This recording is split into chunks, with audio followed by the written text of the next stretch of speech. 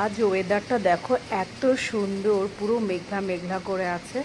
এদিকে শীতেও পড়ছে না, গরমটাও যাচ্ছে না, তারপরে মনে হচ্ছে যেন বৃষ্টি হবে। এরকম একটা ওয়েদারে আজকে দুপুরবেলা এত ইচ্ছে করছিল মিষ্টি খাওয়ার। তো এমনিতেই তো আমাদের চিকেন, মাছ কিংবা ডিম হতেই থাকে। তো আজ দেখো চিকেনও আমি বানাচ্ছি। সঙ্গে বাঙালিদের খাবারের শেষে একটু মিষ্টি না হলে যেন মনে হয় খাবারটা পরিপূর্ণ হলো না। তাই ভাবলাম যে চলো চিকেন বানাতে বানাতে একটা মিষ্টি রেসিপি তোমাদের সাথে শেয়ার করি যখন বানাচ্ছি। তো দেখো এর জন্য আমি একটা কাচের বাউল নিয়েছি। এর মধ্যে আমি 2 কাপ আটা নিয়েছি। তোমরা এর আটার জায়গায় ময়দাও ইউজ করতে পারো। তো আমি মেজারমেন্ট করে নিতে হবে। এতে যদি মেজারমেন্ট একটু এদিক ওদিক হয়েছে তাহলে কিন্তু এটা হবে না। তো দেখো আমি লাস্টে বলবো আমি কি বানাচ্ছি।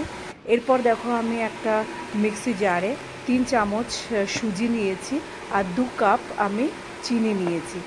যেহেতু আমি ওখানে 2 কাপ ময়দা আটা নিয়েছি সেই জন্য আমি 2 কাপ চিনিও নিয়েছি আর 1 পিঞ্চ, জাস্ট 1 পিঞ্চ আমি সল্ট নিয়েছি। আর ঘিটাকে কিন্তু গরম করে নিতে হবে, হালকা গরম করে নিয়ে তারপর আটার সাথে সব কটা আমি ভালো করে মেখে নেব। ভালো করে মাখার পরে দেখো এরকম কনসিস্টেন্সি, জাস্ট এরকম হবে। হওয়ার পরে এর সাথে আমি 1-2 কাপ অল্প অল্প করে জল মেশাবো। খুব নরমও হবে না আবার খুব টাইটও হবে না। হওয়ার পরে আমি এটা 20 মিনিটের মতো রেখে দেবো। রেখে দেওয়ার পরে দেখো এরকম হবে, একদম খুব টাইটও হবে না, নরম হবে না। এবার আমি ইন্ডাকশানের উপরে কড়াইটা বসিয়ে দেবো। গরম হতে হতে ততক্ষণ আমি এটা বেলে নেব। এর জন্য আমি একটা প্লাস্টিক শিট ইউজ করেছি যেটা কিনা আটার।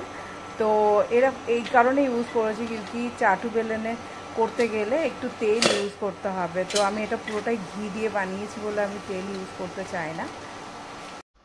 এইবার আমি এগুলোকে কাটার দিয়ে কেটে নেব। নিমকি যেমনভাবে কাটে জাস্ট ওরমভাবেই কেটে নেব।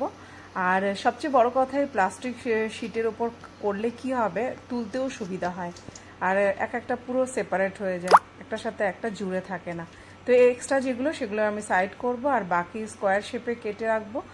আর এদিকে মনে হচ্ছে কড়াইটাও গরম হয়ে গেছে।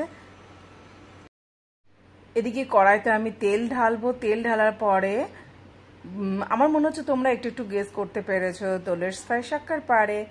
আমার এটা খেতে খুবই ভালো লাগে, কেননা এটা রেখে রেখে খাওয়া যায়, ডেইলি বানানোর ঝঞ্ঝাট থাকে না। সবচেয়ে বড় কথা। তা সে যাই হোক, তোমরা অনেকেই হয়তো জানো, আর যারা জানো না ট্রাই করো। Bye, thanks for watching.